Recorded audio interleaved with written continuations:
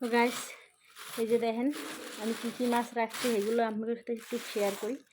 তো এই জায়গায় হলো কই মাছ, অনেকগুলো কই মাছ রাখছি। এগুলো হলো টাকি মাছ আর শোল মাছ, দেখেন এগুলো কই মাছ।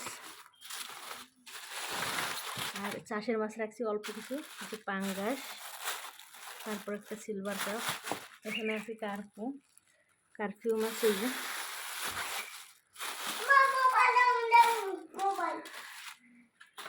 এগুলো শোল মাছ রাখছি, এই যে অনেক এগুলো সব ইয়েই মাছ। এই যে ভেইডে মাছ, এছাড়া আরও শিং মাছ আছে। এই যে দেখে আপনি গো, এই যে দেখেন বড় বড় শিং মাছগুলো। তো অনেকগুলো রাখছি, এই জায়গায় আরও আছে সব শিং মাছ। দেশি মাছ খাইতে খুব ভালোবাসি আমরা, পছন্দ করি, বাসার সবাই পছন্দ করি, এই জন্য এইগুলো রাখলাম।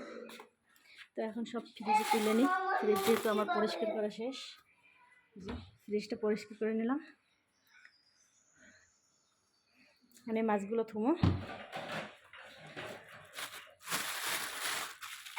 তারপর ঘরটা পরিষ্কার করে ফেলাম।